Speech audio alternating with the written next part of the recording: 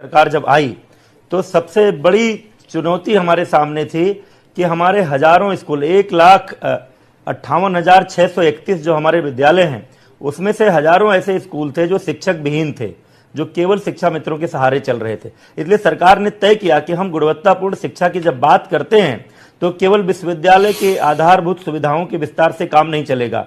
केवल 2 जोड़ी यूनिफॉर्म और बैग, जूते, स्वेटर, मोजे देने से काम नहीं चलेगा। सबसे ज्यादा जरूरी है स्कूलों को शिक्षक देना, क्योंकि शिक्षक ही संवारेंगे शिक्षा की स्थिति को। इसलिए हमने आते ही खाली पदों को भरना शुरू किया और इस 69,000 की भर्ती से पहले लगभग 45,000 शिक्षकों की भर्ती हम कर चुके थे जी। बाद में एक और लाट की भर्ती, कुल मिलाकर के 54,000 शिक्षकों की भर्ती हम 69,000 की भर्ती से पहले कर चुके थे।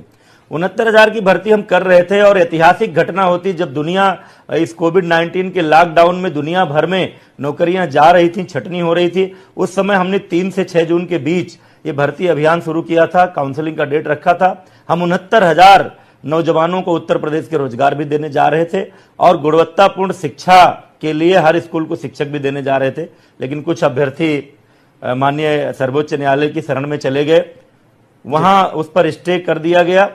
लेकिन माननीय सर्वोच्च न्यायालय ने एक हमको अनुमति दी थी जी कि आप चाहें तो 37,000 पदों को रोककर 31,600 कुछ पदों पर आप भर्ती कर सकते हैं।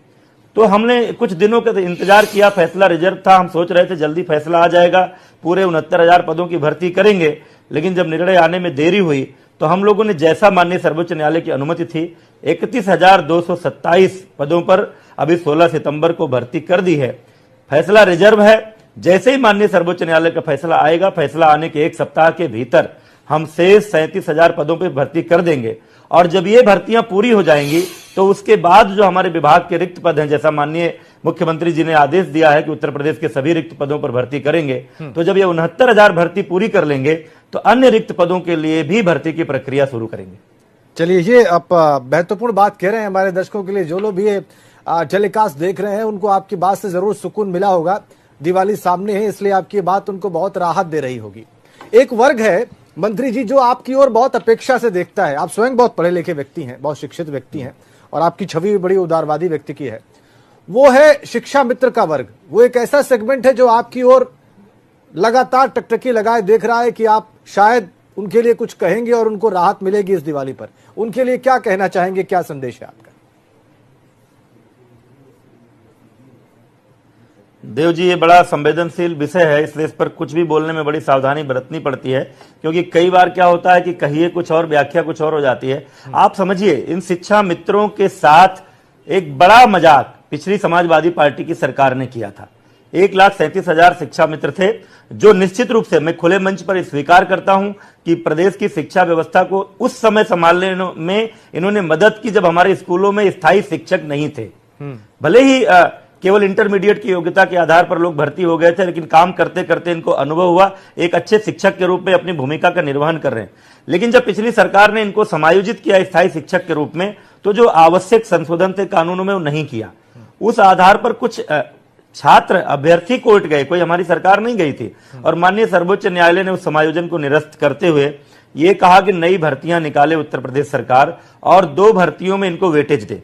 हमने वो बात मानी, हमने इनको वेटेज दिया। लेकिन जैसा माननीय न्यायालय ने ही कहा था कि शिक्षा की गुणवत्ता को बनाए रखने के लिए योग्यता प्रदायी परीक्षा को इनको उत्तीर्ण करना पड़ेगा, तो वो जो व्यवस्थाएं हैं वो हमको करनी पड़ रही हैं। लेकिन इसी बीच वापस जब लौटे थे ये स्थायी शिक्षक से फिर शिक्षा मित्र के पद पर आए थे, तो 3,500 रुपया इनको वेतन मिल रहा था। लेकिन हमारी योगी सरकार को यह लगा कि ये वेतन अपर्याप्त है, मानदेय है, लेकिन वो भी अपर्याप्त है। वो बढ़ाकर हमारी सरकार ने 10,000 रुपया किया। अभी हमने जो सामूहिक जीवन बीमा की योजना अपने शिक्षकों के लिए शुरू की है, उसमें उसका लाभ शिक्षा मित्रों को भी देने की योजना बनाई है। हमारे शिक्षा मित्रों को आकस्मिक अवकाश 14 दिन का नहीं मिलता था, जो स्थायी शिक्षकों को मिलता है, वो हमने इनको भी दिया है। जो भी सुविधाएं तमाम हम अपने स्थायी शिक्षकों को देते हैं वो हम शिक्षा मित्रों को भी दे रहे हैं। और इनके बारे में क्या हो सकता है, इसको लेकर हमारे माननीय उप मुख्यमंत्री डॉक्टर दिनेश शर्मा जी की अध्यक्षता में एक कमेटी बनी हुई है। मेरे मंत्री बनने से पहले से वो कमेटी बनी हुई है। मैं चूंकि उसमें सदस्य में भी नहीं हूं, इसलिए उसमें क्या हो रहा है मुझे जानकारी नहीं है, लेकिन वो कमेटी जैसा निर्णय देगी उस आधार पर सरकार आगे बढ़ेगी। चलिए बहुत अभी जो संवेदनशील- भर्ती हुई जी, 31,227 की मैं बधाई देना चाहता हूं। उस भर्ती में 6,500 हमारे शिक्षा मित्रों ने इस परीक्षा को उत्तीर्ण करके 25 नंबर जो उनको वेटेज मिलना था उसको वेटेज लेके इस 31,227 में लगभग 6,500 शिक्षा मित्र स्थायी शिक्षक बने हैं और अधिकांश जनपदों में तो जो टॉपर रहे हैं वो शिक्षा मित्र ही रहे हैं। तो इसलिए मैं उनको बधाई भी देना चाहता हूं। आपने बिल्कुल ठीक कहा। उनमें से कई से एबीपी गंगा ने बात की और वो उम्र के इस पड़ाव पे हैं, जब उनको नौकरी मिली तो उनके चेहरे पर जो मुस्कान थी, जो खिले हुए चेहरे थे मंत्री जी, वो हमने भी महसूस किया। तो ये वाकई एक अच्छी चीज थी। मैंने बात करते उनको देखा। मंत्री जी, अब थोड़ा सा बात को बड़ा करते हैं। एक बहुत महत्वपूर्ण विभाग है आपके पास, क्योंकि बेसिक शिक्षा जो है वो मानव के जीवन का आधार है और योगी सरकार जब से सत्ता में आई है उसने इस पर फोकस किया है। यह संतोष की बात है। यह बहुत महत्वपूर्ण है कि उस पर ध्यान दिया जा रहा है, उसको एनालाइज किया जा रहा है, उसको सूक्ष्मता से देखा समझा जा रहा है कि उसमें और क्या किया जा सकता है। एक मंत्री के नाते आपका आकलन क्या है कि इसमें और क्या किया जाना चाहिए ताकि गुणवत्ता और बेहतर हो सके?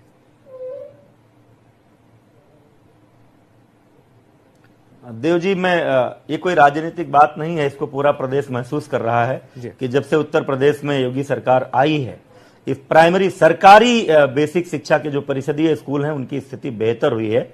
उनका जो आधारभूत ढांचा है, बिल्डिंग हो या अन्य जिन सुविधाओं की मैं बात कर रहा था, शौचालय, चार दीवारी, पेयजल, पहली बार स्कूलों में लोगों को पंखे दिख रहे हैं, पहली बार स्कूलों में लोगों को स्मार्ट क्लास दिख रहे हैं। हमने 5,000 से अधिक स्कूलों को स्मार्ट क्लास दिए हैं। हमने मॉडल स्कूल बनाए हैं। हमने बच्चों को खाकी ड्रेस से बाहर निकालकर 2 जोड़ी रंगीन ड्रेस दिए हैं।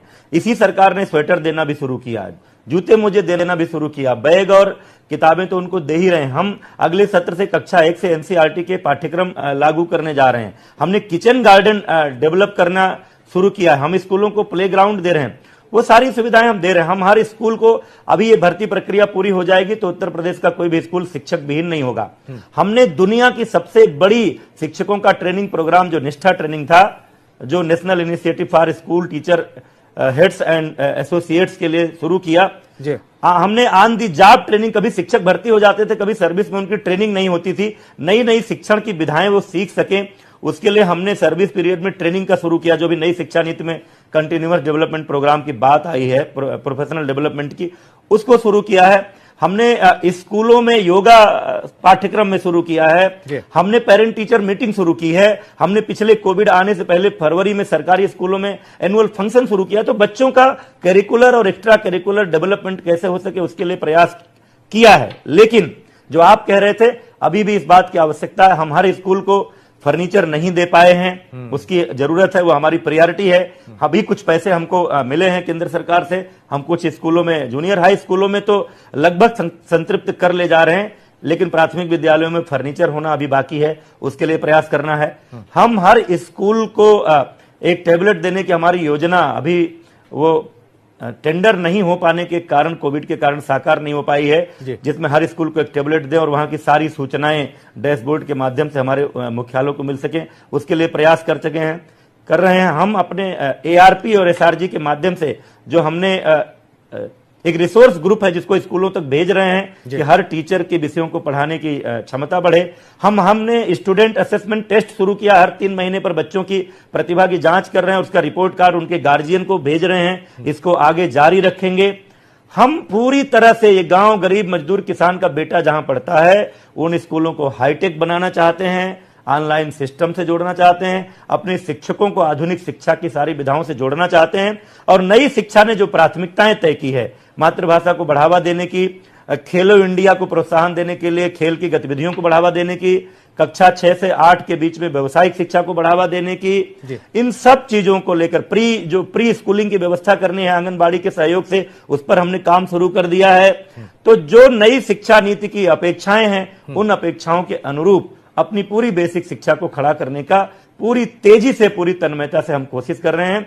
उत्तर प्रदेश की शिक्षा व्यवस्था को एक उत्तम शिक्षा व्यवस्था बनाना चाह रहे हैं ताकि उत्तर प्रदेश एक विकसित उत्तर प्रदेश बन सके।